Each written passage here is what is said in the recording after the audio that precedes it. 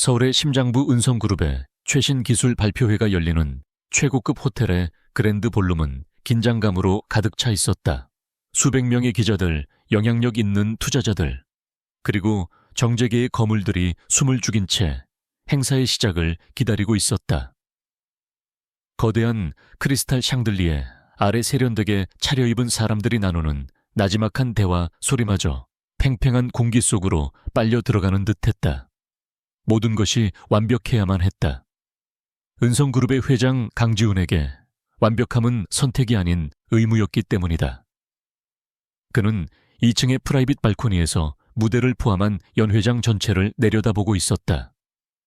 35년의 인생 동안 단 한 번도 감정에 휘둘린 적 없는 그의 얼굴은 조각상처럼 차가웠고 칠흑 같은 눈동자는 매처럼 날카롭게 모든 것을 꿰뚫어 보고 있었다. 그의 존재만으로도 아래층의 직원들은 얼음장 위를 걷는 듯 조심스러웠다. 사소한 실수 하나 용납하지 않는 그의 성격을 모르는 사람은 은성그룹 내에 아무도 없었다. 바로 그때 연 회장의 화려함과는 어울리지 않는 소박한 차림의 한 여자가 직원용 통로에서 나타났다. 윤설이었다. 낡았지만 깨끗하게 세탁된 유니폼을 입은 그녀는 꽃 배달용 카트를 조심스럽게 밀고 있었다. 긴급 주문이었다. 행사 시작 1시간 전에 갑자기 추가된 주문에 그녀는 땀을 뻘뻘 흘리며 이곳까지 달려와야 했다. 눈앞에 펼쳐진 거대하고 화려한 광경에 잠시 압도되었지만 서리는 이내 자신의 일에 집중했다. 그녀에게 이곳은 단지 배달 장소일 뿐 그 이상도 이하도 아니었다. 담당자에게 꽃을 인계하고 막 돌아서려던 순간 끔찍한 파열음이 연 회장을 뒤흔들었다. 쨍그랑 모두의 시선이 무대 중앙으로 향했다. 행사의 상징과도 같았던 이탈리아 장인이 직접 제작한 거대한 크리스탈 화병이 산산조각 나 바닥에 흩어져 있었다. 긴장한 신입 직원이 음료 카트를 밀다가 부딪힌 결과였다. 수천만 원을 호가하는 화병과 함께 유럽에서 막 공수해온 희귀한 꽃들로 장식된 메인 플라워 데코레이션이 처참하게 무너져 내렸다. 순간 연 회장에는 정적이 흘렀다. 행사 책임자인 박 부장의 얼굴은 새하얗게 질렸다. 행사 시작까지는 고작 20분도 채 남지 않았다. 지금 당장 대체품을 구하는 것은 불가능했다. 기자들의 카메라 플래시가 터지기 시작했고 장내는 술렁임으로 가득 찼다. 2층. 발코니에서 이 모든 것을 지켜보던 강지훈의 미간에 깊은 주름이 패였다. 그의 입에서 흘러나오는 냉기는 주변 공기를 얼려버릴 듯했다. 김비서, 책임자 전부 해고해. 그의 옆에 그림자처럼 서 있던 김비서가 고개를 숙이려는 찰나 지훈의 시선이 한 곳에 멎었다. 무대 아래 모두가 절망과 공포에 빠져 허둥댈 때 유일하게 움직이는 사람이 있었다. 방금 꽃을 배달하러 왔던 그 여자였다. 윤설이는 망연자실하게 주저앉은 신입 직원을 지나쳐 망가진 꽃더미로 다가갔다. 그녀의 눈은 패닉에 빠진 주변 사람들을 향해 있지 않았다. 오직 처참하게 흩어진 꽃과 깨진 화병 조각들만을 담고 있었다. 그녀는 잠시 무릎을 꿇고 앉아 아직 쓸만한 꽃들의 상태를 살폈다. 부러진 줄기짓이 겨진 꽃잎 사이에서도 생명을 잃지 않은 꽃들을 골라내는 그녀의 손길은 놀랍도록 침착하고 섬세했다. 박 부장이 거의 울상이 되어 그녀에게 소리쳤다. 지금 뭐 하는 겁니까? 비켜요. 당장 치워야 한단 말입니다. 서리는 천천히 고개를 들었다. 땀으로 젖은 머리카락이 뺨에 붙어 있었지만 그녀의 눈빛은 흔들림이 없었다. 시간이 없습니다. 이걸로 다시 만들어야 해요. 뭐라고요? 제정신입니까? 깨진 화병이랑 쓰레기가 된 꽃으로 뭘 어쩌겠다는 겁니까? 박 부장의 절규에도 서리는 아랑곳하지 않았다. 그녀는 자신의 배달 카트에서 늘 가지고 다니던 작은 공구 가방을 꺼냈다. 그 안에는 꽃가위 철사 플로럴 폼, 그리고 이름 모를 도구들이 가지런히 정리되어 있었다. 완벽하게 복원할 수는 없어요. 하지만 완전히 다른 작품으로 만들 수는 있습니다. 그녀의 목소리는 작았지만 이상한 확신이 담겨 있었다. 절망의 늪에 빠져 있던 박 부장은 지푸라기라도 잡는 심정으로 그녀를 바라보았다. 저 여자의 눈빛은 단순한 배달원의 눈빛이 아니었다. 강지우는 모니터를 통해 그녀의 얼굴을 확대했다. 흥미롭다는 듯 그의 입꼬리가 미세하게 올라갔다. 해고 명령은 이미 잊힌 지 오래였다. 그는 오만하고 무능한 자들을 경멸했지만 위기 속에서 빛을 발하는 전문가의 능력은 존중했다. 그리고 지금 그의 눈앞에 있는 저 여자는 분명 전문가였다. 서리의 손이 움직이기 시작했다. 그것은 단순한 작업이 아니었다. 마치 한편의 예술 행위와도 같았다. 그녀는 가장 큰 화병 조각 하나를 기둥처럼 세우고 주변의 작은 파편들을 비대칭적으로 배치하여 독특한 받침대를 만들었다. 날카로운 유리에 손이 베일 위험도 아랑곳하지 않았다. 그녀는 부러진 줄기는 과감하게 잘라내고 상처 입은 꽃잎은 조심스럽게 떼어냈다. 그리고는 남은 꽃들을 마치 지휘자처럼 조화롭게 배치하기 시작했다. 순백의 카라, 정열적인 붉은 장미, 신비로운 보랏빛 리시안시어스가 그녀의 손끝에서 새로운 생명을 얻었다. 그녀는 무너진 잔해 속에서 아름다움을 창조하고 있었다. 주변의 소음 사람들의 시선, 촉박한 시간의 압박도 그녀의 집중력을 흐트러뜨리지 못했다. 오직 그녀와 꽃만이 존재하는 세상인 듯했다. 강지훈은 자기도 모르게 숨을 죽이고 있었다. 그는 수많은 예술가와 장인들을 만나봤지만 저렇게 혼란스러운 상황 속에서 완벽하게 자신의 세계에 몰입하는 사람은 처음 보았다. 그녀의 이마에 맺힌 땀방울꽃을 바라보는 진지한 눈빛, 망설임 없는 손놀림 하나하나가 그의 뇌리에 깊게 각인되었다. 아름다운 드레스를 입고 교태를 부리는 수많은 여자들에게서 단 한 번도 느껴보지 못했던 강렬한 인상이었다. 그것은 꾸며진 아름다움이 아닌 본질에서 뿜어져 나오는 순수한 열정과 재능의 빛이었다. 시간이 얼마나 흘렀을까? 행사 시작을 알리는 안내방송이 울려 퍼지기 직전 서리가 자리에서 일어났다. 그녀의 앞에는 더 이상 처참한 잔해가 없었다. 대신 전에는 존재하지 않았던 새롭고 대담한 작품이 서 있었다. 깨진 크리스탈 조각들은 마치 얼음 조각처럼 빛을 반사하며 꽃들을 받치고 있었고, 비대칭적으로 꽂힌 꽃들은 고난 속에서도 피어나는 강인한 생명력을 표현하는 듯 했다. 그것은 은성그룹이 오늘 발표할 신기술의 혁신적인 이미지와 기묘하게도 완벽하게 어울렸다. 현장에 있던 직원들 사이에서 나지막한 감탄사가 터져 나왔다. 박 부장은 입을 다물지 못했다. 이걸 어떻게... 서리는 여튼 미소를 지으며 작업으로 더러워진 손을 유니폼에 닦았다. 위기는 때로 새로운 것을 창조할 기회가 되기도 하니까요.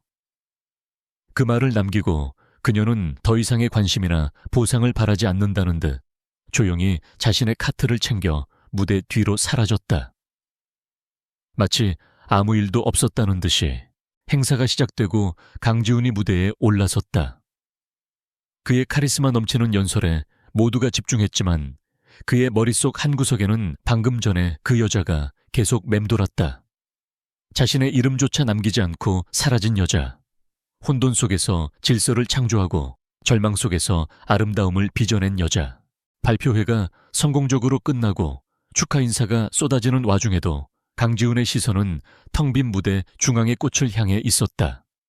그는 곁에 선 김비서에게 나지막이 하지만 얼음처럼 차가운 목소리로 명령했다. 김비서, 네 회장님, 오늘 저 꽃을 만든 여자 알아봐. 이름, 나이, 소속, 모든 걸 다. 그의 목소리에는 단순한 호기심 이상의 무언가가 담겨 있었다. 지난 30여 년간 굳게 닫혀있던 강지훈의 세계에 이름 모를 꽃 배달원 하나가 예고 없이 던져진 작은 돌멩이처럼 파문을 일으키고 있었다. 그 파문이 거대한 폭풍의 시작이 될 것이라는 사실을 아직은 아무도 알지 못했다. 다음 날 아침 은성그룹 타워의 최상층에 위치한 회장실은 여전히 완벽한 질서와 차가운 정적만이 감돌았다. 도시의 스카이라인이 한눈에 들어오는 통유리창 너머로 아침 햇살이 쏟아져 들어왔지만 강지훈의 집무실 온도를 1도도 올리지 못했다. 그는 수천억 원이 오가는 인수합병 서류를 검토하고 있었지만 어찌 된 일인지 검은 잉크로 찍힌 글자들이 눈에 들어오지 않았다. 그의 머릿속은 온통 어젯밤의 그 여자 윤설이로 가득 차 있었다. 혼란 속에서도 침착함을 잃지 않던 그 눈빛, 망설임 없이 움직이던 섬세한 손길, 그리고 자신의 작품을 뒤로 한 채 미련 없이 사라지던 뒷모습. 사소한 것 하나하나가 마치 영화의 한 장면처럼 반복 재생되었다. 강지훈은 생전 처음 느껴보는 이 생소한 감정에 짜증이 치밀었다. 그는 자신의 통제권을 벗어나는 모든 것을 혐오했다. 그리고 지금 이름 모를 꽃 배달원 하나가 그의 완벽한 통제력에 미세한 균열을 내고 있었다. 회장님. 김 비서가 소리 없이 들어와 파일을 책상 위에 올려놓았다. 어젯밤 강지훈이 지시했던 조사의 결과였다. 강지훈은 잠시 서류를 노려보다가 마침내 파일을 열었다. 이름 윤설이 인설이, 나이 24세, 직업 늘푸른 꽃집, 플로리스트 겸 배달원 가족이 운영하는 소규모 가게, 가족관계 편찮으신 할머니와 단둘이 거주하며 생계 책임, 학력지방 국립대학교 원예학과 수석 졸업, 가정 형편상 학업 중단. 프로필은 지극히 평범했다. 아니, 오히려 평범 이하라고 할 수 있었다. 가난하지만 재능 있고 힘든 환경 속에서도 꿋꿋하게 살아가는 젊은이. 대한민국에서 흔히 볼 수 있는 수많은 청춘의 자화상이었다. 그러나 강지훈의 눈에는 프로필의 글자들 넘어 어젯밤 그녀가 보여주었던 압도적인 존재감이 겹쳐 보였다. 수석 졸업이라는 이력은 그녀의 재능이 우연이 아님을 증명하고 있었다. 그는 파일을 덮었다. 차가운 분석과 함께 그의 내면 깊은 곳에서 정체 모를 감정이 꿈틀거렸다. 그때 그의 시선이 창가에 놓인 난초 화분에 닿았다. 한 달 전 사업 파트너에게서 선물 받은 값비싼 동양란이었다. 하지만 지금은 생기를 잃고 잎사귀 끝이 누렇게 말라가고 있었다. 완벽하게 통제된 그의 사무실 환경 속에서 서서히 죽어가고 있는 것이다. 그 순간 강지훈의 머릿속에 하나의 계획이 떠올랐다. 아주 그럴듯한 명분이었다. 김 비서, 내 회장님, 늘푸른 꽃집이라는 곳에 연락해 내 사무실의 전체적인 식물 관리에 대한 자문이 필요하다고. 어제 호텔 행사의 플라워, 데코를 담당했던 직원을 직접 보내라고 전해.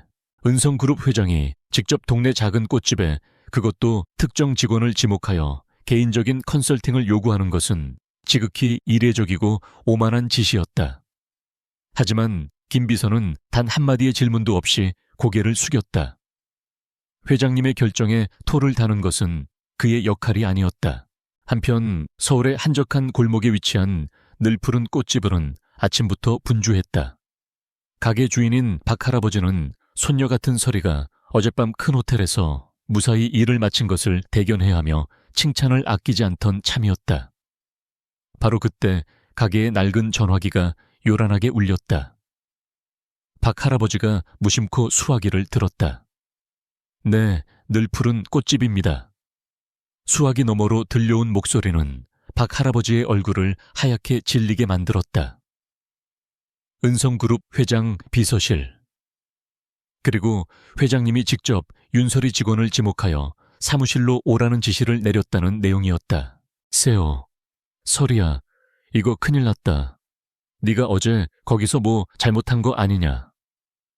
박 할아버지는 전화기를 든 채 벌벌 떨었다. 설이는 그 내용을 전해 듣고 의아한 표정을 지었다. 대한민국 최고 재벌의 회장이 왜 자신을 찾는단 말인가. 어제 일 때문에 문책을 당할 수도 있겠다는 불길한 예감이 들었지만 그녀는 피할 수 없다는 것을 알았다. 그것은 그녀의 직업적 책임감이었다.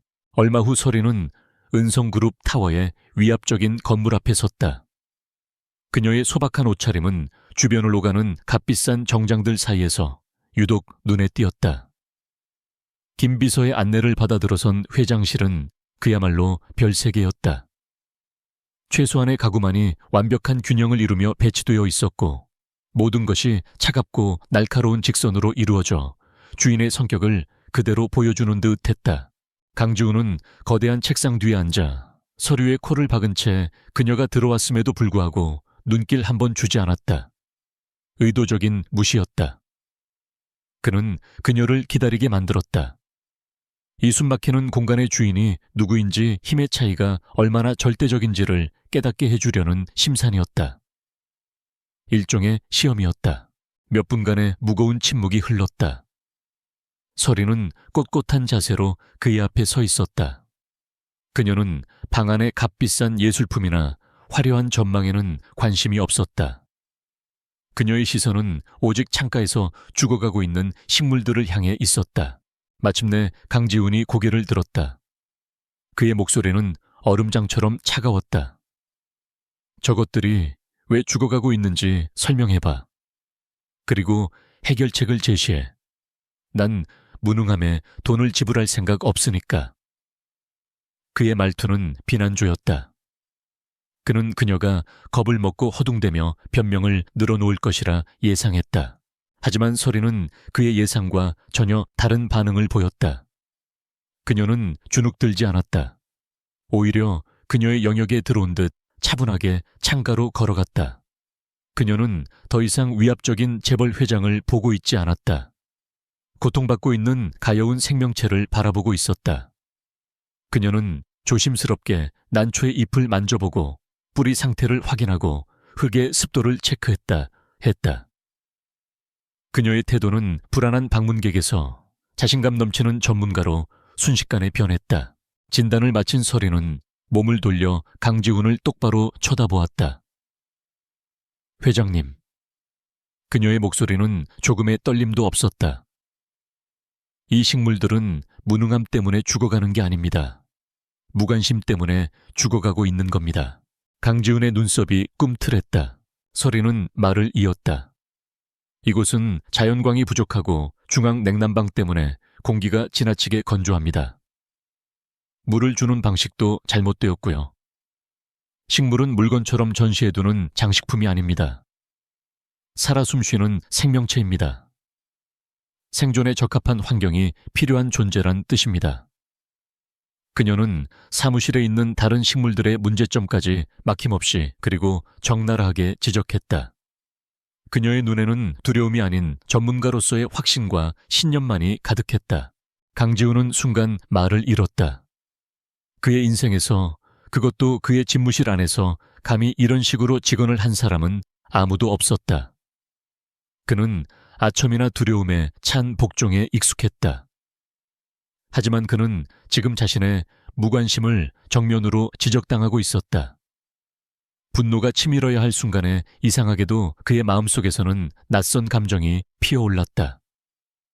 존중감, 살아 숨쉬는 생명체 장식품이 아니다. 그녀의 말이 그의 가슴속 깊이 묻어두었던 무언가를 건드렸다. 그는 그녀에게서 가난한 꽃배달원의 모습을 더 이상 볼 수 없었다. 대신 누구에게도 휘둘리지 않는 자존심과 확고한 신념을 가진 한 명의 프로페셔널을 보았다. 함부로 만질 수 없는 가시, 돋친 장미 같은 여자였다. 그는 오랫동안 그녀를 응시했다.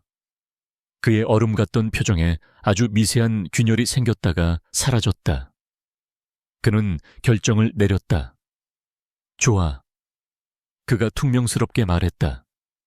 오늘부터 이 사무실과 내 집에 있는 모든 식물 관리는 당신이 직접 책임져. 이건 명령이야.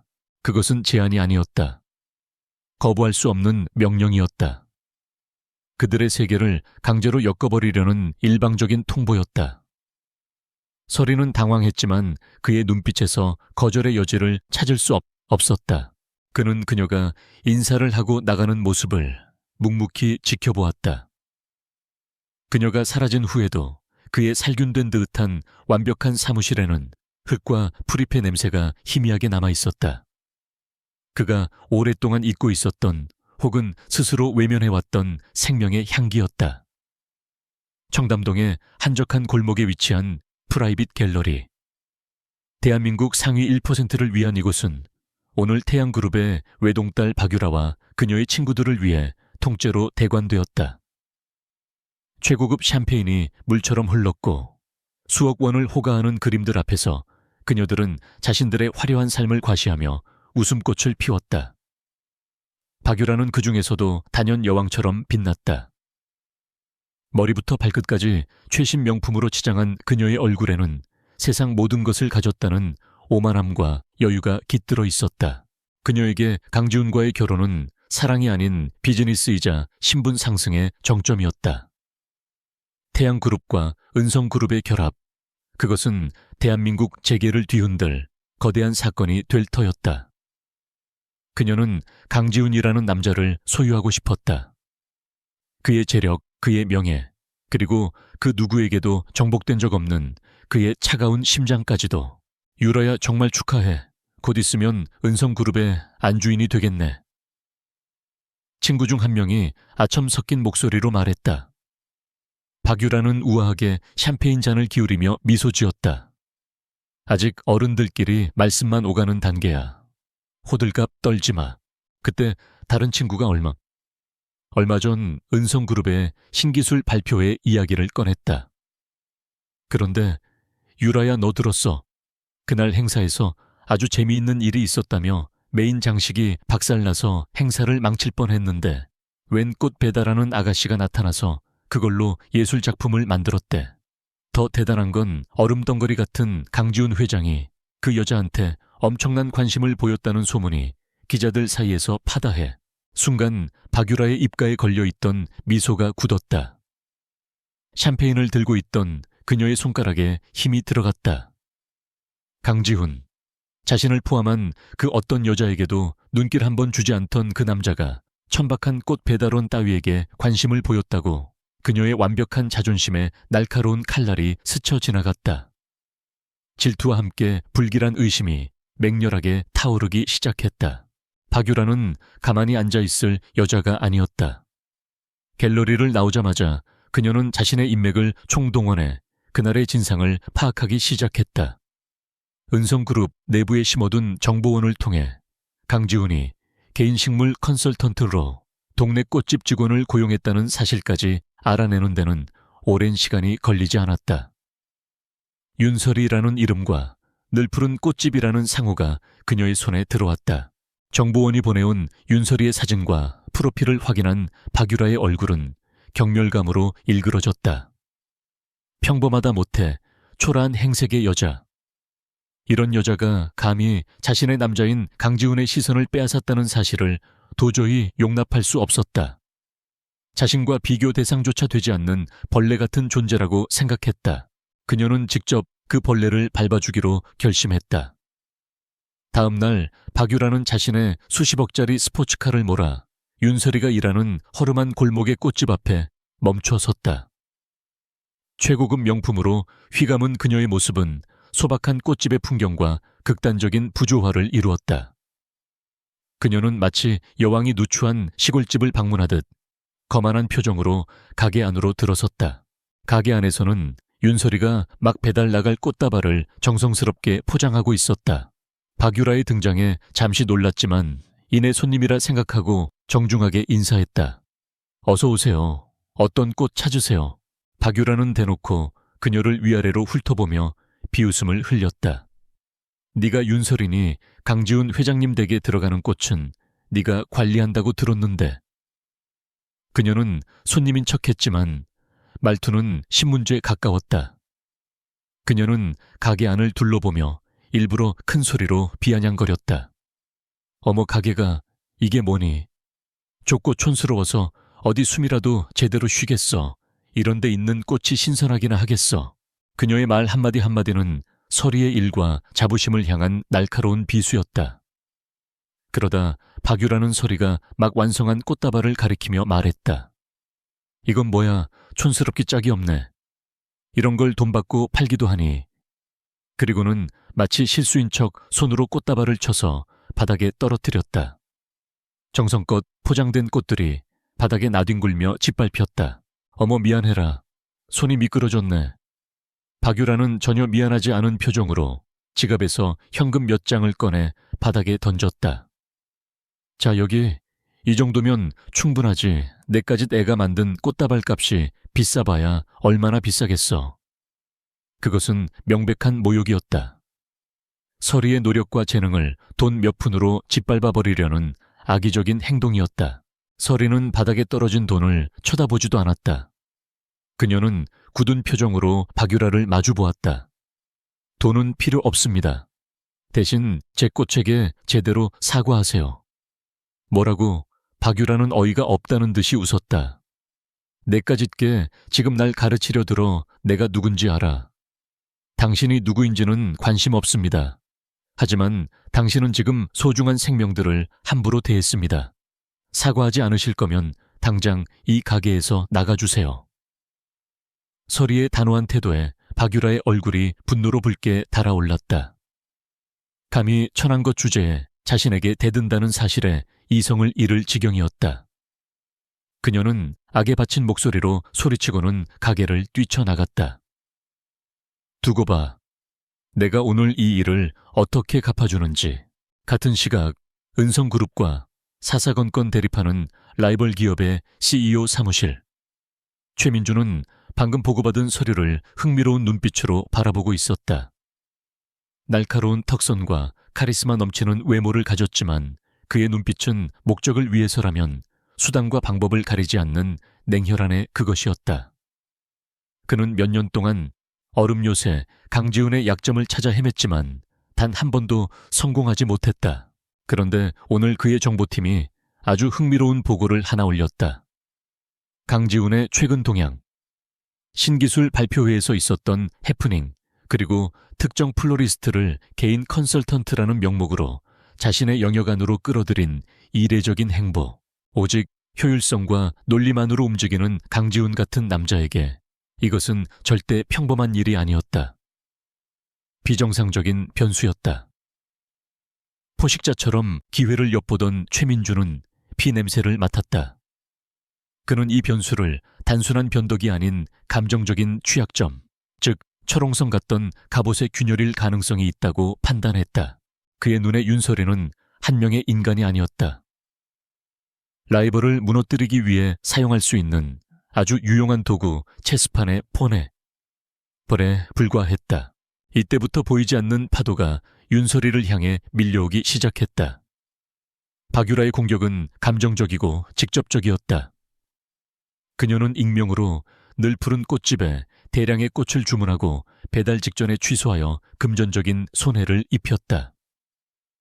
또한 자신의 영향력을 이용해 꽃 도매상들이 늘 푸른 꽃집에 신선한 꽃을 공급하지 못하도록 압력을 넣었다. 반면 최민준의 계획은 훨씬 더 차갑고 전략적이었다. 그는 사람을 시켜 윤서리의 주변을 은밀히 조사하기 시작했다. 그녀의 일과 그녀의 동선, 그녀의 유일한 가족인 할머니의 병원 기록까지. 그는 강지훈을 가장 효과적으로 공격할 수 있는 방법을 찾기 위해 윤서리의 모든 것을 데이터화하고 있었다. 서리는 이유를 알 수 없는 시련들에 묵묵히 맞섰다. 갑자기 까다로워진 공급처를 설득하기 위해 새벽부터 꽃시장을 몇 배로 더 뛰어다녔고 줄어든 수입을 메우기 위해 밤늦게까지 일했다. 그녀는 왜 갑자기 이런 일들이 벌어지는지 이해할 수 없었지만 결코 좌절하거나 포기하지 않았다. 일주일에 한 번 강지훈의 사무실을 방문하는 날, 서리는 자신의 힘든 내색을 조금도 비치지 않았다. 그것은 그녀의 자존심이었다. 하지만 비상할 정도로 눈치가 빠른 강지훈은 그녀의 미세한 변화를 놓치지 않았다. 평소보다 조금 더 지쳐 보이는 눈빛꽃을 다듬는 손에 늘어난 작은 상처들.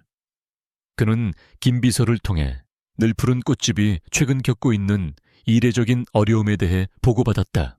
강지훈은 아직 그림의 전체를 보지 못했다. 하지만 그의 예리한 직감은 이 모든 일들이 결코 우연이 아니며 그 중심에 윤서리가 있다는 것을 경고하고 있었다. 그리고 그 문제의 근원이 자신과 관련되어 있을지도 모른다는 불쾌한 예감이 들었다. 그의 내면에 잠들어 있던 보호 본능이 서서히 고개를 들기 시작했다. 그렇게 윤설이는 자신도 모르는 사이에 거대한 폭풍의 눈 안으로 걸어 들어가고 있었다. 한쪽에서는 그녀를 연적으로 간주하고 짓밟으려는 박유라의 불타는 질투가, 다른 한쪽에서는 그녀를 희생양으로 삼아 적을 공격하려는 최민준의 차가운 계략이 그녀를 정조준하고 있었다. 강지훈의 집무실. 그는 김비서가 올린 늘푸른 꽃집에 대한 동향 보고서를 읽고 있었다. 원자재 공급 찾을 의도적인 허위 주문과 취소. 명백히 한 대상을 겨냥한 비정상적인 괴롭힘이었다. 그의 머릿속에 가장 먼저 떠오른 이름은 박유라였다. 증거는 없었지만 그녀의 유치하고 오만한 성격이라면 충분히 하고도 남을 짓이었다.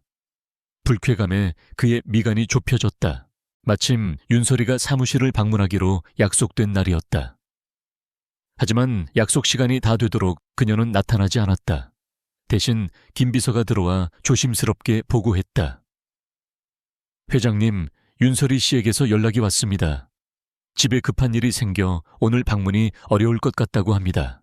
늘 책임감이 강하고 약속을 어긴 적 없던 그녀였다. 집안에 급한 일이라는 말이 강지훈의 신경을 날카롭게 건드렸다. 보고서에 적혀있던 그녀의 유일한 가족 편찮으신 할머니의 얼굴이 떠올랐다. 그의 직감이 무언가 잘못되었다고 강하게 경고하고 있었다. 다음 미팅 취소해. 네, 하지만 회장님 아시아 지사장들과의 중요한 화상회의가. 취소하라고 했다. 강지훈은 김비서의 만류를 차갑게 끊어버리고 자리에서 일어났다. 그는 비서도 운전기사도 대동하지 않은 채 지하 주차장으로 내려가 눈에 잘 띄지 않는 개인 세단을 직접 몰았다. 내 투자 자산, 그가 관리하는 식물들의 상태를 직접 확인해야겠다는 스스로도 말이 안 된다고 생각하는 핑계를 대면서였다. 논리와 이성으로만 움직이던 그의 인생에서 전례 없는 충동적인 결정이었다. 김 비서는 경악을 금치 못했지만 그저 묵묵히 고개를 숙일 뿐이었다. 글리밍한 강남의 마천루를 벗어나자 차창 밖의 풍경은 급격하게 변해갔다. 좁고 구불구불한 골목길 낡고 오래된 건물들, 작은 시장의 좌판들. 강지훈은 자신이 소유한 도시의 또 다른 얼굴에 이방인이 된 듯한 기분을 느꼈다. 그와 그녀 사이에 놓인 거대한 사회적, 경제적 간극이 피부로 느껴졌다. 그가 늘푸른 꽃집 앞에 도착했을 때 가게 문은 굳게 닫혀 있었다. 문에는 개인 사정으로 쉽니다 라는 작은 팻말이 걸려 있었다. 그는 망설임 없이 그녀의 프로필에 적혀 있던 집 주소로 차를 몰았다. 그녀의 집은 언덕배기에 위치한 낡은 다세대 주택의 옥탑방이었다. 그는 차를 골목 한쪽에 세우고 멀리서 그녀의 집을 지켜보았다. 문이 살짝 열려 있었고 안에서 목소리가 새어나왔다. 윤설이의 목소리였다. 하지만 그가 알던 날카롭고 방어적이던 목소리가 아니었다. 믿을 수 없을 만큼 부드럽고 다정하며 애정이 듬뿍 담긴 목소리였다. 할머니에게 이야기를 들려주고 있는 듯 했다. 강지훈은 자석에 이끌린 듯 차에서 내려 발소리를 죽인 채 그녀의 집 앞으로 다가갔다. 열린 문틈으로 집안의 풍경이 보였다. 낡고 좁은 방 한쪽에는 할머니가 누워 계셨고 설이는 그 옆에 웅크리고 앉아 있었다. 할머니는 열에 들떠 앓는 소리를 내고 있었고 설이는 그런 할머니의 이마를 물수건으로 정성스럽게 닦아주며 죽을 떠먹여 드리고 있었다. 할머니, 이것만 조금만 더 드셔보세요. 그래야 얼른 기운 차리지. 제가 어제 시장에서 아주 예쁜 데이지를 봤는데 꼭 할머니 웃는 얼굴 같았어요. 그래서 가게에 가져다 놨는데 다들 예쁘다고 난리예요. 할머니 나으시면 제일 먼저 보여드릴게요. 그 광경은 강지훈에게 엄청난 충격으로 다가왔다. 애정마저도 조건부이고 모든 관계가 거래로 이루어지는 냉혹한 세계에서 살아온 그에게 설이가 할머니에게 보여주는 순수하고 무조건적인 사랑은 생전 처음 보는 것이었다. 그는 그녀의 강인함이 단지 자신에 대한 저항감에서 나오는 것이 아니라 이토록 깊은 다정함과 사랑에 뿌리를 두고 있다는 것을 깨달았다. 가시 돋친 장미가 아닌 연약한 존재를 지키기 위해 스스로 가시를 세운 꽃이었다. 그 순간 그의 심장을 둘러싸고 있던 두꺼운 얼음벽에 거대한 균열이 생겼다. 그 틈으로 지금껏 한 번도 느껴보지 못했던 강력한 보호 본능이 용암처럼 솟구쳐 올랐다. 동시에 자신의 오만함으로 그녀를 시험하고 상처 주려 했던 과거의 행동들에 대한 일종의 수치심이 밀려왔다. 그때 서리가 잠시 밖으로 나와 누군가와 초조하게 통화하는 소리가 들렸다. 내 의학이 지금 재고가 없다고요. 시내 큰 약국에는 다 전화해봤는데 제발 다시 한 번만 확인해 주세요. 할머니께 꼭 필요한 약이란 말이에요. 할머니의 상태가 생각보다 위중한 듯했다. 강지훈은 더 이상 망설이지 않았다. 그는 조용히 뒤돌아 자신의 차로 돌아가 김 비서에게 전화를 걸었다. 그의 목소리는 그 어느 때보다 단호하고 긴급했다. 김 비서, 지금 당장 서울대병원 병원장 연결해. 그리고 노인성 폐렴에 가장 효과적인 특효약이 뭔지 알아봐. 1시간 내로 이 주소로 보내. 병원 최고의 내과 전문의도 함께. 병원의 저소득층 봉사활동 프로그램인 것처럼 위장해. 나와 회사 쪽으로는 어떤 흔적도 남기지 마. 알았나. 지시를 마친 강지훈은 의사와 약이 도착하기 전에 조용히 그 동네를 빠져나왔다.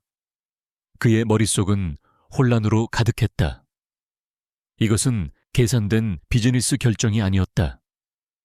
순수하게 감정적이고 본능적인 반응이었다. 그는 그녀에게 영향력을 행사하거나 빚을 지우기 위해서가 아니라 그저 그녀가 고통받는 것을 참아볼 수 없어서 그녀를 도왔다. 스스로도 자신의 행동을 설명할 수 없었다. 한편 서리는 절망적인 심정으로 전화를 끊고 집으로 돌아가려던 참이었다. 그런데 잠시 후 기적 같은 일이 벌어졌다. 서울대병원 로고가 박힌 차 한 대가 골목으로 들어오더니 의사와 간호사가 내렸다. 그들은 새로운 노인 의료 지원 프로그램의 시범 대상으로 선정되었다며 서리가 애타게 찾았던 바로 그 약과 함께 최신 의료 장비를 가지고 온 것이었다. 서리는 어안이 벙벙했지만 할머니를 살릴 수 있다는 생각에 눈물을 흘리며 그들의 도움을 받았다. 최고의 의료진 덕분에 할머니의 상태는 빠르게 안정되었다. 서리는 이 모든 것이 이름 모를 누군가의 선행이 만들어낸 기적이라고 믿었다.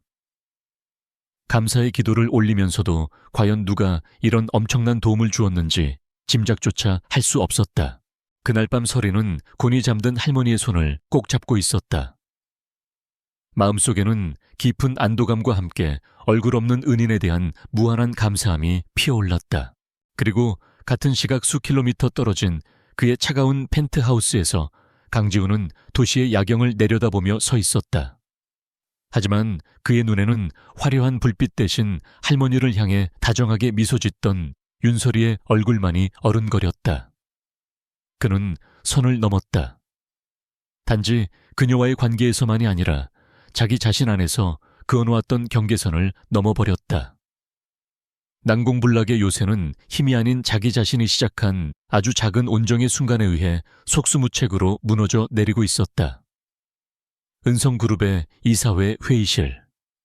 평소라면 도시의 정형을 여유롭게 감상할 수 있었을 공간이 지금은 얼음장처럼 차가운 침묵과 팽팽한 긴장감으로 가득 차 있었다.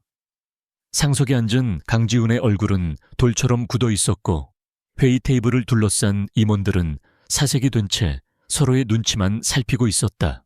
바로 몇 시간 전 최민준이 이끄는 경쟁사가 은성그룹이 인수를 거의 확정지었던 혁신적인 AI 기업 누리테크에 대한 적대적 인수합병을 선언한 것이다. 누리테크 인수는 은성그룹의 향후 5년을 책임질 핵심 전략이었다. 최민준의 움직임은 너무나 공격적이고 예측 불가능했다. 마치 은성그룹의 제안 내용을 전부 알고 있다는 듯 정확히 은성의 약점만을 파고드는 전략적인 제안이었다. 같은 시각 최민준의 사무실에서는 축배가 오가고 있었다. 그는 자신의 팀원들과 함께 승리를 자축하며 여유롭게 와인을 즐겼다. 그의 전략은 치밀했다. 그는 누리테크누 내부에 심어둔 스파이를 통해 은성그룹의 모든 인수 조건을 사전에 입수했다. 그의 목표는 단순히 누리테크를 손에 넣는 것이 아니었다. 핵심 기술과 특허만 빼먹은 뒤 회사를 파산시켜 은성그룹의 미래 성장 동력을 꺾고 시장의 신뢰에 치명타를 입히는 것이 그의 진짜 목적이었다. 그의 잔인함과 비열함을 여실히 보여주는 계략이었다. 다시 은성그룹의 회의실. 임원들은 당장 더 높은 금액을 제시해서라도 누리테크를 지켜야 한다고 아우성이었다. 선대 회장이자 그의 아버지에게서도 독촉 전화가 빗발쳤다. 하지만 강지훈은 섣불리 움직이지 않았다. 그의 동물적인 직감이 이 모든 것이 함정이라고 속삭이고 있었다. 최민준의 제안은 너무 완벽해서 오히려 의심스러웠다. 미끼를 던져놓고 은성그룹이 막대한 자금을 쏟아붓는 출혈 경쟁에 뛰어들기를 기다리는 덫처럼 느껴졌다. 정보가 필요했지만 최종 결정까지 남은 시간은 고작 이틀뿐이었다. 한편 윤설이의 세상은 평화로웠다. 기적처럼 나타난 의료진 덕분에 할머니의 건강은 눈에 띄게 좋아지고 있었다. 그녀는 최근에 영업 손실을 메우기 위해 밤낮 없이 일에 매달렸다. 그러던 어느 날 오후 그녀는 대형 법무법인 전겐 파트너스에서 온 긴급 배달 주문을 받았다. M&A 전문으로 유명한 곳이었지만 서리에게는 그저 수많은 배달처 중 하나일 뿐이었다. 서리는 로비에 놓일 대형 화분을 배달하기 위해 전겐 파트너스에 도착했다. 그녀가 로비 한가운데서 조심스럽게 화분을 배치하고 있을 때였다. 두 명의 변호사가 그녀를 배경의 일부처럼 여기며 바로 옆을 지나가며 은밀한 대화를 나누었다. 그들은 바로 최민준 측의 변호사들이었다. 최민준 대표 정말 대단하지 않습니까? 이번 누리테크 건만 성공하면 강지훈의 코를 제대로 납작하게 만들 수 있을 겁니다. 쉿, 조심하게. 아직 끝난 게 아니야. 하지만 우리의 포이즌필 전략이 먹혀들면 승리는 따놓은 당상이지. 어차피 최 대표는 회사 경영에는 관심도 없어. 핵심 특허만 빼먹고 껍데기는 버릴 생각이니까. 그나저나 내부 정보원이 제공한 정보의 유효기간이 얼마 안 남았습니다. 누리테크가 곧 출원할 신규 특허가 등록되기 전까지 모든 걸 끝내야 할 텐데요. 그들의 대화를 듣는 순간 서리의 몸이 그대로 얼어붙었다. 비즈니스 전문 용어는 잘 몰랐지만 특허만 빼먹고 껍데기는 버린다는 악의적인 의도는 명확하게 이해할 수 있었다. 그녀는 뉴스에서 누리테크와 은성그룹의 인수합병 소식을 본 기억이 났다. 서리의 첫 번째 본능은 모른 척하라는 것이었다. 최민준 같은 위험한 재벌들의 싸움에 끼어드는 것은 평범한 자신에게는 너무나 무섭고 벅찬 일이었다. 편찮으신 할머니를 생각하면 더더욱 몸을 사려야 했다. 하지만 그때 강지훈의 얼굴이 떠올랐다. 그리고 할머니를 살려준 그 익명의 기적도. 증거는 없었지만 어쩌면 그 기적 뒤에 강지훈이 있었을지도 모른다는 작은 예감이 그녀의 마음을 흔들었다. 무엇보다 눈앞에서 벌어지는 명백한 불의를 외면하는 것은 그녀의 강한 도덕심이 용납하지 않았다. 치열한 내적 갈등 끝에 그녀의 양심이 승리했다. 그에게 알려야만 했다. 엄청난 위험이 따를 수 있었다. 그가 자신을 믿어주지 않을 수도 혹은 미쳤다고 생각하거나 주제넘게 참견한다고 여길 수도 있었다. 하지만 그녀는 시도해야만 했다. 서리는 떨리는 손으로 김 비서가 식물 관련 긴급 상황에 대비해 주었던 직통 명함의 번호를 눌렀다. 그녀의 목소리에 담긴 절박함을 감지한 김 비서는 즉시 은밀한 만남을 주선했다. 약속 장소는 강지훈의 사무실이 아닌 그가 개인적으로 소유한 한적한 식물원이었다. 차가운 표정으로 그녀를 맞이한 강지훈이 참을성 없다는 듯 물었다. 기다릴 수 없을 만큼 중요한 일이라도 있나. 서리는 긴장했지만 마음을 굳게 먹고 자신이 들었던 모든 것을 정확하게 전달했다. 포이즌 필, 특허만 빼먹고 버린다. 그리고 신규 특허 출원. 그녀의 입에서 나오는 전문적인 용어들을 듣는 동안 강지훈의 표정은 회의감에서 날카로운 집중력으로 그리고 놀라움으로 변해갔다. 평범한 플로리스트가 지어낼 수 있는 단어들이 아니었다. 특히 신규 특허 출원에 대한 정보는 그가 그토록 찾아 헤매던 퍼즐의 마지막 조각이었다. 최민준이 왜 그렇게 공격적으로 그리고 왜 하필 지금 이 시점에 움직였는지 모든 의문이 풀리는 순간이었다. 그들의 인수를 유도한 뒤 핵심 기술만 빼가려는 완벽한 함정이었던 것이다. 강지훈은 완전히 새로운 눈으로 윤설이를 바라보았다. 그녀는 단지 다정한 보호자나 자존심 강한 전문가가 아니었다. 그녀는 용감한 사람이었다. 자신의 안위를 무릅쓰고 오직 자신의 도덕적 신념에 따라 그를 돕기 위해 나선 것이다. 엄청난 고마움과 함께 그녀를 지켜야 한다는 맹렬한 감정이 그의 온몸을 휩쌌다. 고맙소 윤설이 씨. 그가 지금껏 그녀에게 들려준 적 없는 가장 부드러운 목소리로 말했다. 당신이 상상하는 것 이상으로 아주 큰 일을 해냈소. 그 말을 마친 강지훈은 즉시 자신의 법무팀에 전화를 걸었다.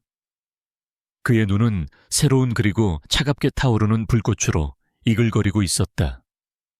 사냥꾼은 이제 사냥감이 되었다.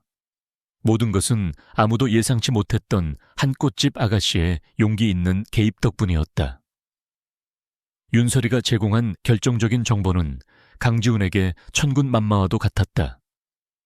그는 즉시 이사회의 모든 반대 의견을 묵살하고 누리테그 인수전에서 공식적으로 철수하겠다고 선언했다.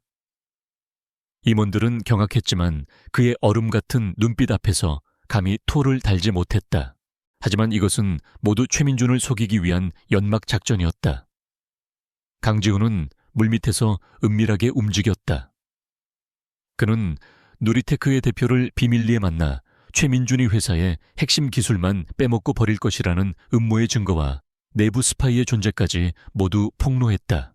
그리고 동시에 단순히 회사를 인수하는 것이 아닌 기술 개발에 대한 전폭적인 지원과 경영 독립성을 보장하는 파격적인 파트너십 형태의 합병을 제안했다. 며칠 후 시장을 뒤흔드는 뉴스가 발표되었다. 누리테크가 최민준의 적대적 M&A 제안을 공식적으로 거부하고 은성그룹과 장기적인 파트너십 계약을 체결했다는 소식이었다. 자신이 놓은 덫에 자신이 걸려든 꼴이 된 최민준은 업계의 조롱거리로 전락했다. 그는 분노에 차서 정보 유출의 출처를 찾으려 했지만 그 시작이 자신이 장기말로 이용하려 했던 하찮은 꽃집 아가씨였다는 사실은 꿈에도 상상하지 못했다. 사업상의 위기는 완벽하게 해결되었다. 그러나 강지훈의 내면에서는 또 다른 폭풍이 몰아치고 있었다. 그는 더 이상 윤설이를 생각하지 않으려고 노력하는 것을 포기했다. 그녀의 용기, 그녀의 조용한 강인함, 할머니 앞에서 보여주었던 따뜻한 모습, 그리고 위기의 순간에 자신을 향해 내밀었던 그 믿음의 손길. 감사함 이상의 감정이었다. 지난 35년간 자신의 삶을 지배해왔던 통제와 논리의 방어벽이 한 여자 앞에서 속수무책으로 무너져 내리고 있었다. 그가 평생을 외면하고 경멸했던 감정, 사랑이라는 것을 비로소 인정해야만 했다. 그 깨달음은 낯설고 두려웠지만 동시에 온몸에 전율이 흐를 만큼 강렬했다. 마치 때를 기다렸다는 듯 그의 아버지에게서 전화가 걸려왔다. 사업상의 승리를 칭찬하는 목소리는 잠시뿐 곧바로 박유라와의 혼담을 재촉하는 본론으로 이어졌다. 이제 걸림돌도 사라졌으니 태양그룹과의 합병을 서둘러야 한다. 박유라 아가씨와의 약혼 날짜를 잡도록 해라. 이것은 내 개인의 일이 아니라 우리 그룹 전체의 미래가 걸린 일이다. 아버지의 압박은 오히려 강지훈의 결심을 더욱 굳히는 기폭제가 되었다. 박유라와의 거짓된 삶을 상상하는 것만으로도 숨이 막혔다. 특히 윤설이에 대한 자신의 감정을 깨달은 지금은 더더욱 불가능한 일이었다. 그는 선택을 해야만 했다. 강지훈은 결심했다. 그는 윤설이에게 전화를 걸었다. 평소의 명령조가 아닌 약간의 망설임이 섞인 낯선 목소리였다. 윤설이 씨, 잠깐 만날 수 있겠소? 꼭 해야 할 말이 있어서. 그는 약속 장소로 한적하고 아름다운 수목원을 제안했다. 약속 시간이 가까워지자 하늘이 그의 마음을 비추기라도 하듯 먹구름이 몰려오기 시작했다. 거대한 여름 소나기가 임박해 있었다. 약속 장소에 도착한 설에는 그의 갑작스러운 호출에 어리둥절하면서도 불안한 마음을 감출 수 없었다. 그녀가 수목원 안에 작은 정자에 다다랐을 때 빗방울이 하나둘 떨어지기 시작하더니 이내 굵은 장대비로 변했다. 강지훈은 이미 그곳에 와 있었다. 우산도 없이 비를 맞으며 그녀를 기다리고 있었다. 최고급 원단으로 만들어진 그의 완벽한 수트는 이미 비에 젖어 어깨선이 무겁게 내려앉아 있었다. 그는 처음으로 무방비하고 연약해 보였다. 그는 식물이나 사업 이야기는 꺼내지도 않았다. 그저 비에 젖은 채 말없이 그녀를 바라보았다. 한참 후에야 그는 입을 열었다. 먼저 고맙다는 말을 하고 싶었어. 당신 덕분에 모든 것을 지킬 수 있었어. 그의 진심 어린 감사의 소리는 어찌할 바를 몰랐다. 하지만 그것은 서론에 불과했다. 그는 수백억짜리 협상보다 더 어려운 표정으로 말을 고르며 자신의 이야기를 시작했다. 내 인생은 언제나 통제와 논리, 그리고 승리뿐이었어. 다시는 상처받지 않기 위해 내 주위에 아주 높은 벽을 쌓아 올렸지. 그의 목소리에는 과거의 상처가 희미하게 배어 있었다. 그런데 당신이 나타났어. 그가 젖은 머리카락을 쓸어 넘기며 그녀의 눈을 똑바로 바라보았다. 빗소리가 세상을 집어삼킬 듯 거세졌다. 당신은 아무 노력도 없이 내 모든 방어벽을 부수고 들어왔어. 나에게 용기가 무엇인지, 온기가 무엇인지 가르쳐 줬지.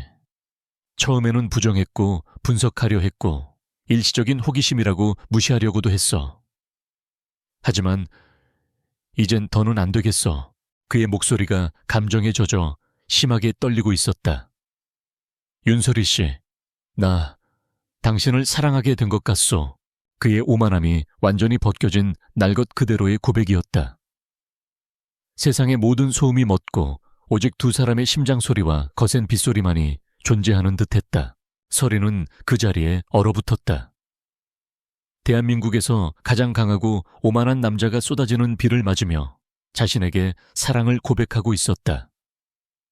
그녀의 머릿속은 불신과 혼란, 그리고 주체할 수 없이 피어오르는 설렘으로 뒤엉켰다.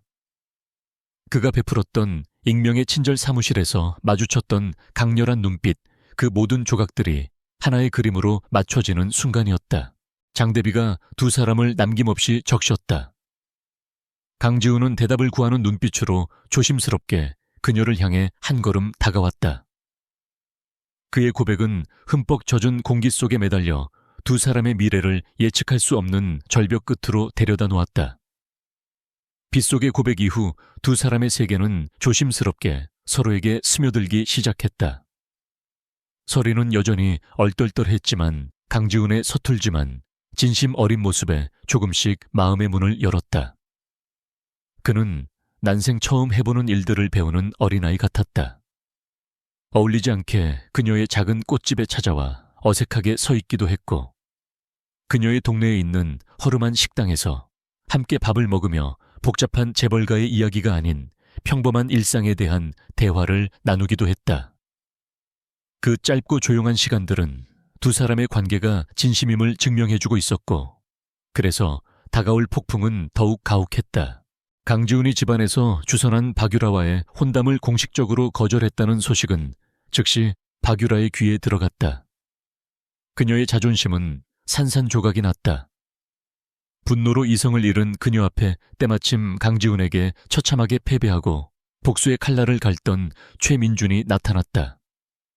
공공의 적을 발견한 두 사람은 은밀하게 손을 잡았다. 박유라는 자신의 질투와 사회적 영향력을 최민주는 그의 전략적인 잔인함과 자금력을 제공했다. 그들의 목표는 단 하나, 모든 문제의 원흉인 윤서리를 사회적으로 완전히 매장시키는 것이었다. 그들의 음모는 치밀하고 악랄했다. 최민주는 대중이 가장 쉽게 믿고 열광할 만한 스토리를 제안했다. 바로 윤서리를 돈을 노리고 재벌에게 의도적으로 접근한 계산적인 꽃뱀으로 만드는 것이었다. 사람들은 신데렐라 스토리를 좋아하지만 그 신데렐라가 추락하는 것은 더 좋아하지. 최민준의 입가에 비열한 미소가 걸렸다. 그들은 완벽한 시나리오를 만들어냈다. 첫째, 발표회장의 사건은 윤서리가 강지훈의 눈에 띄기 위해 일부러 연출한 자작극이었다고 왜곡했다.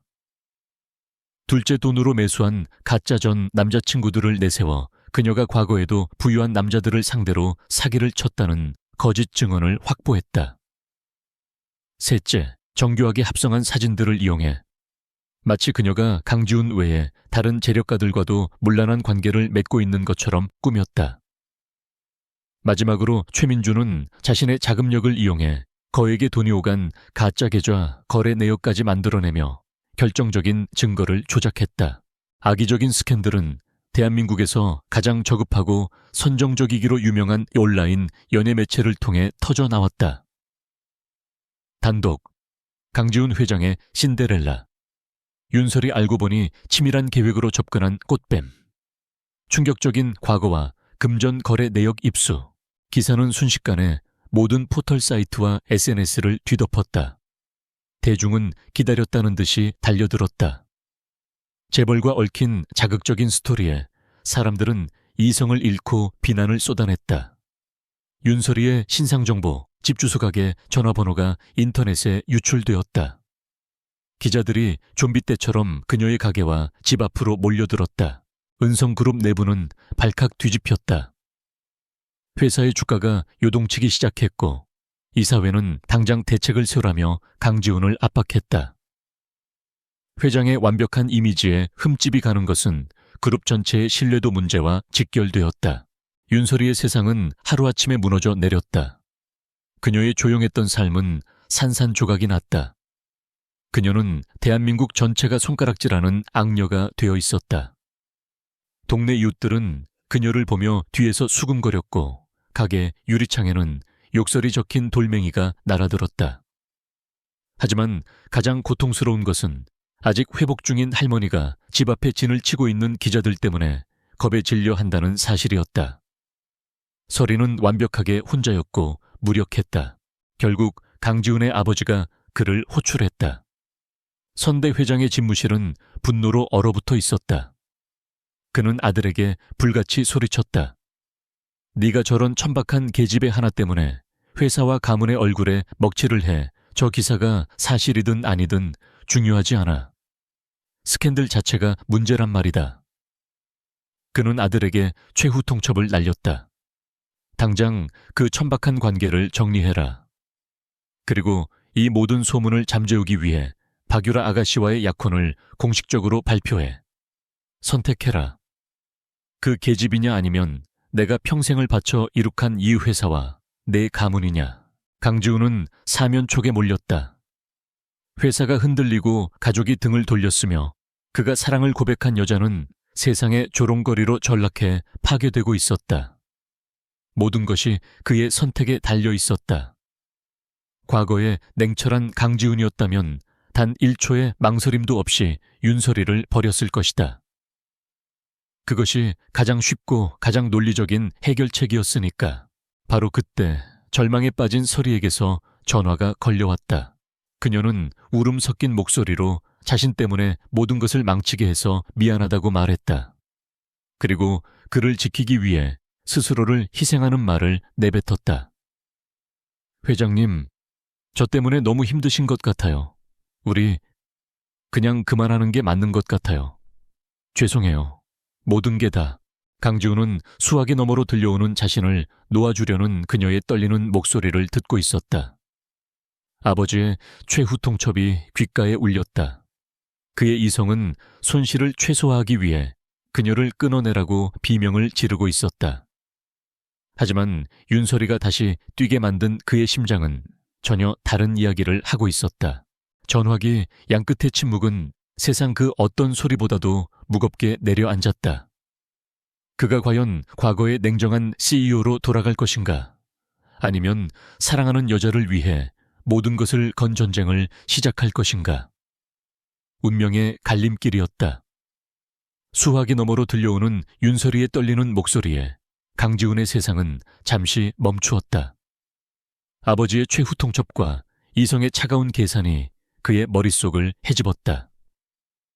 하지만 그 모든 것을 잠재운 것은 비를 맞으며 서 있던 그녀의 얼굴, 할머니를 돌보던 다정한 손길, 그리고 자신을 믿어주었던 용기 있는 눈빛이었다.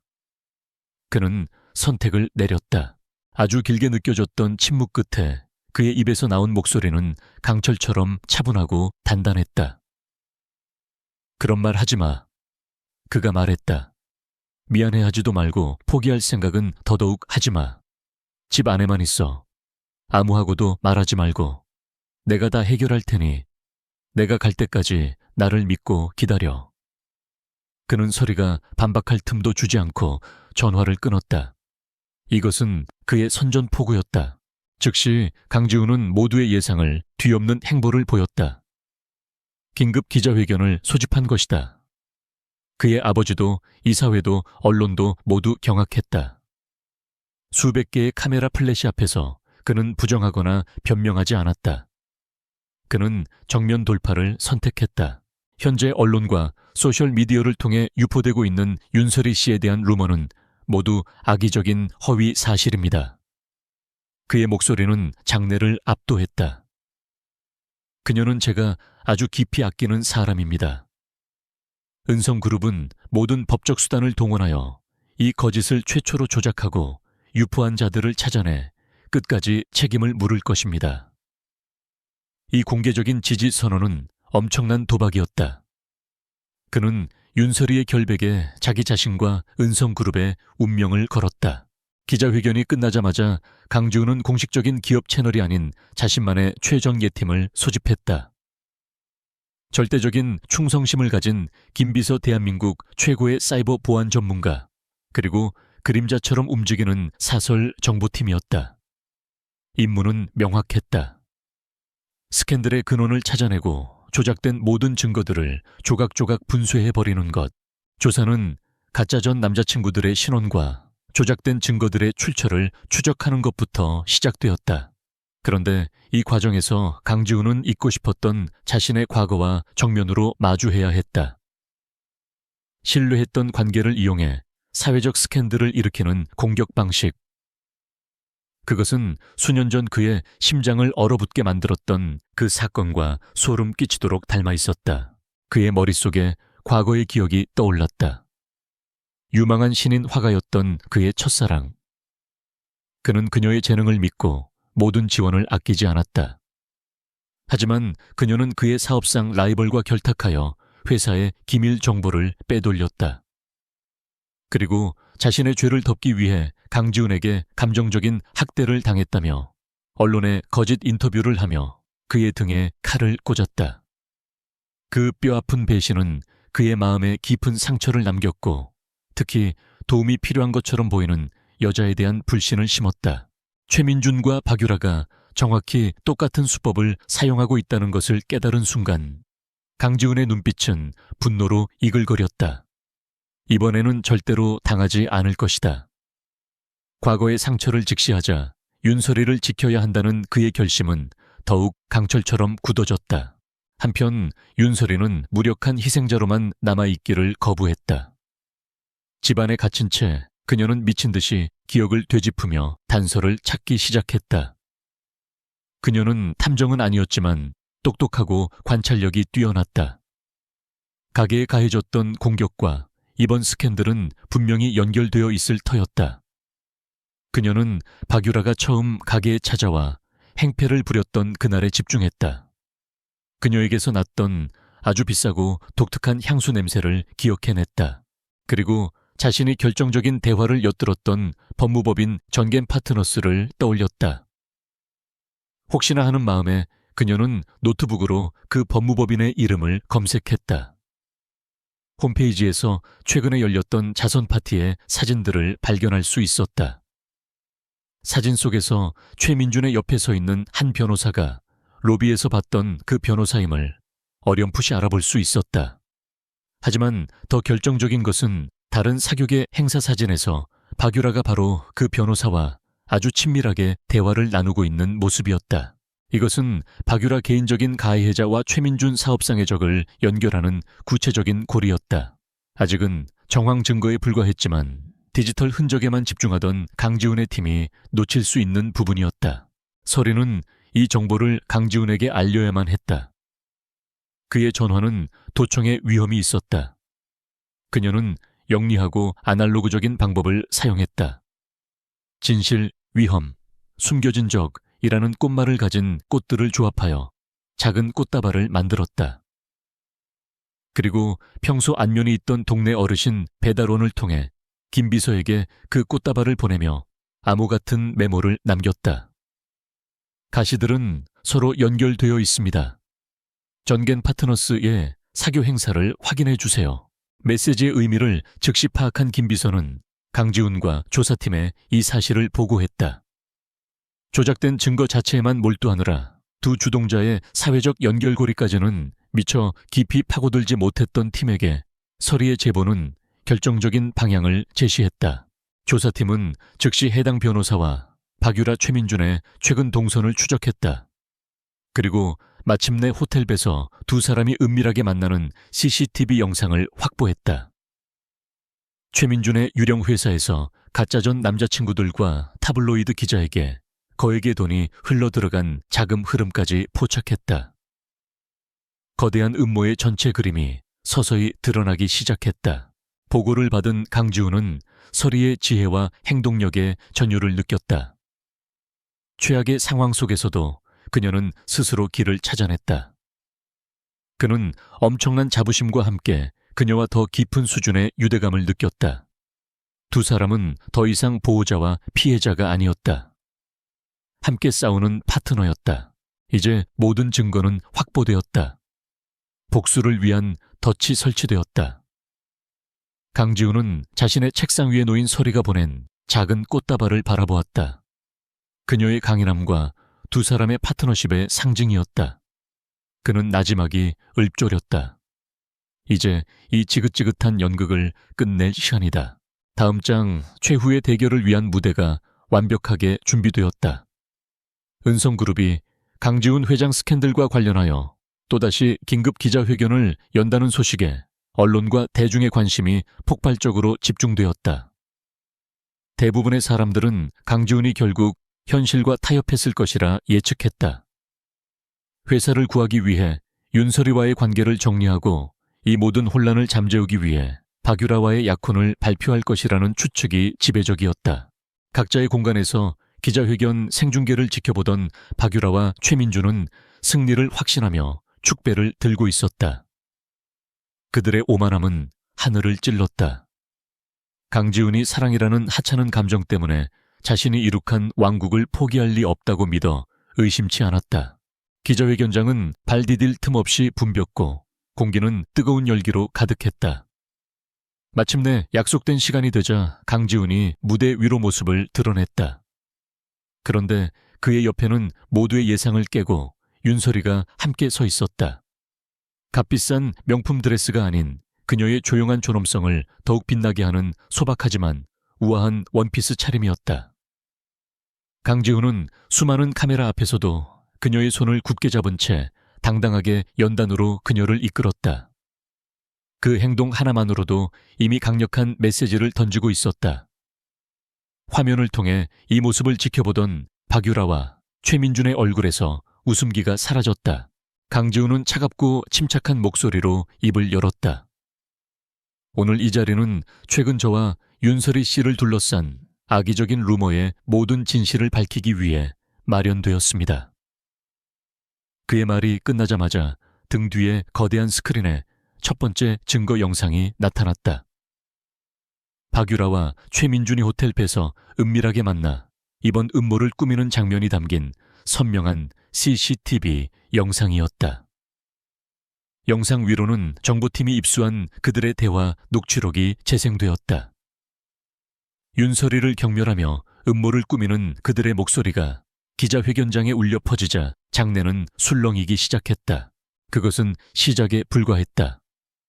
강지훈의 법무팀은 마치 잘 짜인 교양곡처럼 하나씩 증거를 제시하며 모든 거짓을 무너뜨렸다.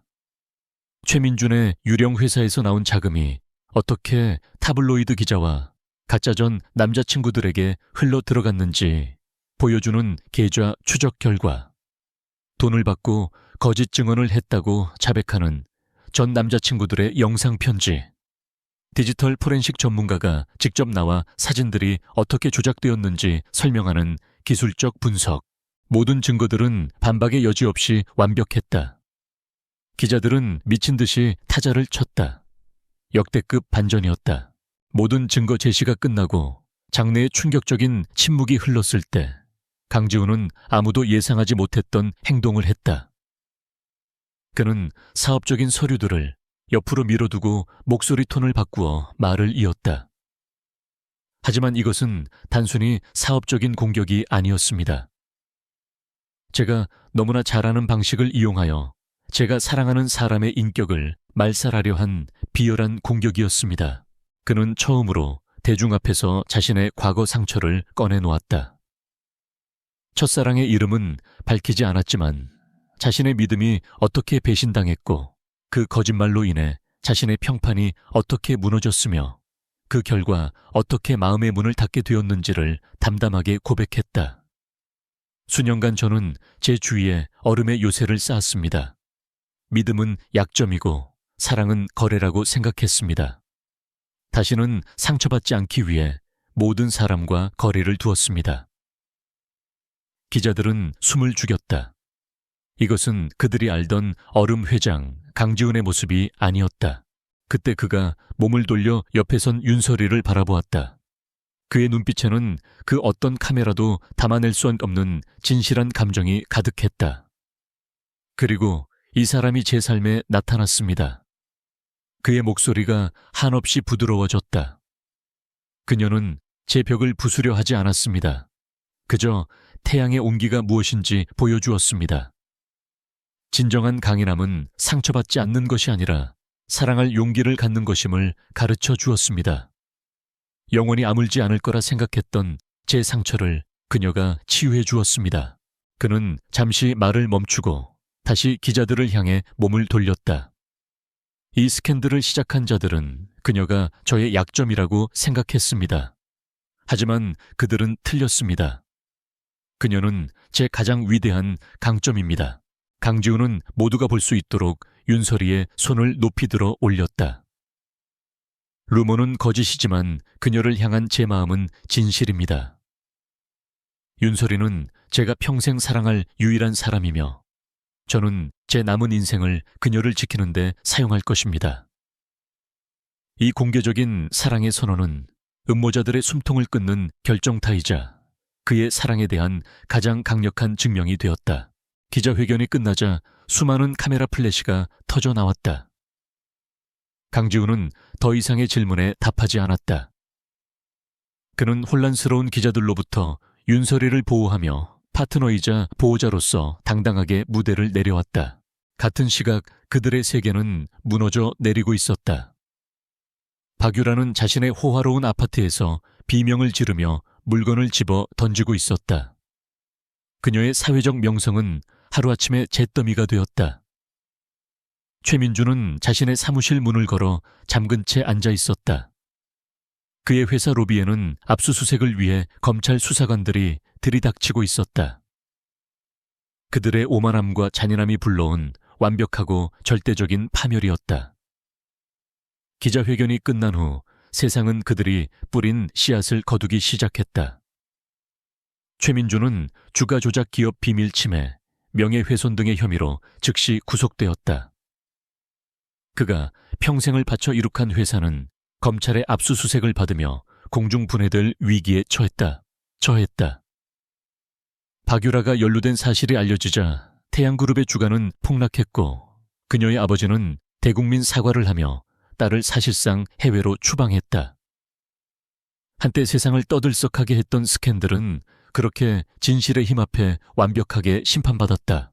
대중의 여론은 180도 바뀌었다. 윤설이는 역경을 이겨낸 용감하고 존엄한 여성의 상징이 되었고, 강지우는 사랑을 지키기 위해 모든 것을 건 로맨티스트로 칭송받았다. 폭풍이 지나간 자리에 고요한 새벽이 찾아오고 있었다. 강지우는 변했다. 그는 여전히 은성그룹을 이끄는 카리스마 넘치는 리더였지만 그를 감싸고 있던 얼음장 같은 냉기는 온데간데 없었다. 그는 직원들에게 따뜻하게 인사를 건넸고 그의 얼굴에는 희미한 미소가 머무는 날이 많아졌다. 그의 가장 큰 변화를 목격한 사람은 그의 아버지였다.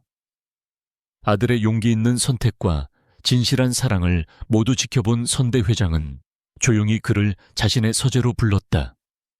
내가 틀렸다. 아들에게 단 한 번도 약한 모습을 보인 적 없던 노 회장의 입에서 나온 첫 마디였다. 너는 나보다 더 강한 사람이구나. 그룹의 총수로서만이 아니라 한 명의 남자로서 너를 존중한다. 그 아가씨를 진심으로 아껴주거라. 오랜 세월 아들을 짓눌렀던 아버지의 그림자가 거치고 비로소 온전한 부자 간의 화해가 이루어지는 순간이었다.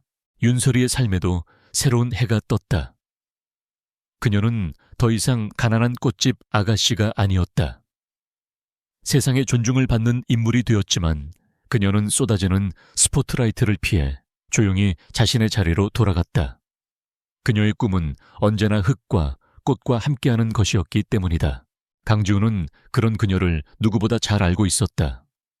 그는 그녀에게 값비싼 보석이나 명품을 선물하는 대신 그녀의 꿈 자체를 선물하기로 했다. 그는 그녀에게 새로운 사업을 제안했다.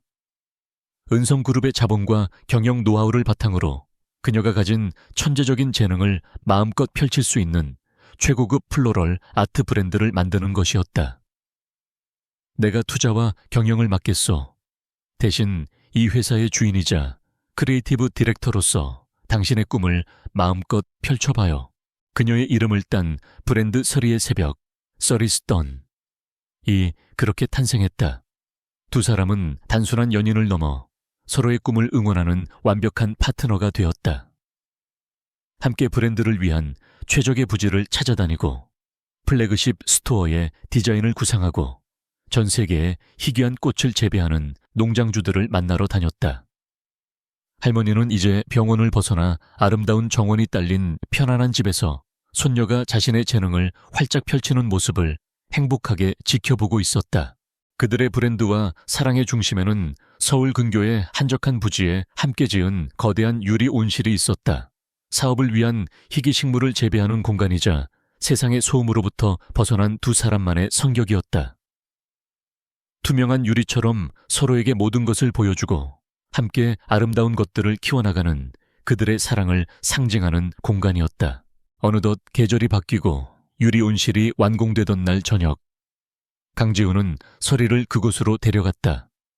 해질 역의 보랏빛 하늘 아래 수천 송이의 꽃들로 가득 찬 온실은 마치 동화 속 한 장면처럼 마법 같은 불을 밝히고 있었다.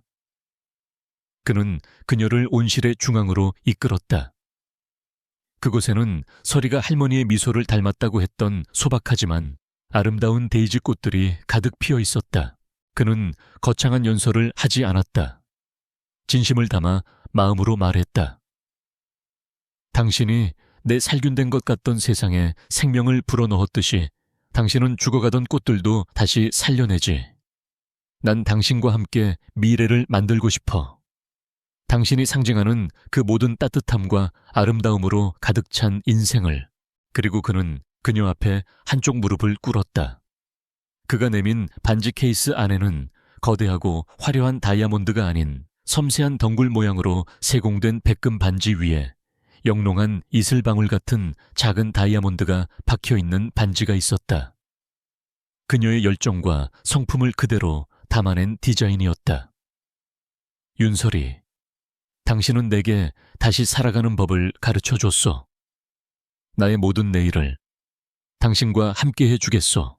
서리의 눈에서 기쁨의 눈물이 흘러내렸다. 그녀는 망설임 없이 고개를 끄덕였다. 두 사람은 수천 송이의 꽃들 속에서 서로를 끌어안았다. 세상에서 가장 조용하고 가장 감동적이며 가장 완벽한 순간이었다. 에필로그.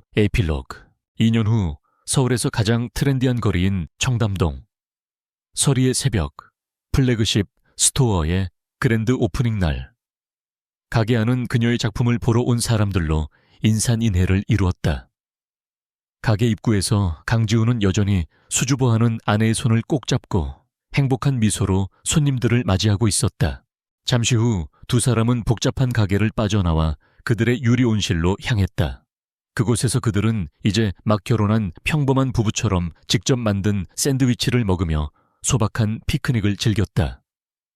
서리가 그의 어깨에 머리를 기댔고 강지우는 그런 그녀의 머리를 부드럽게 쓰다듬었다. 유리 온실의 투명한 지붕 위로 따스한 오후의 햇살이 쏟아져 내렸다. 그들의 사랑 이야기는 동화 같은 해피엔딩이 아니었다. 진짜 아름다운 삶의 눈부신 시작이었다.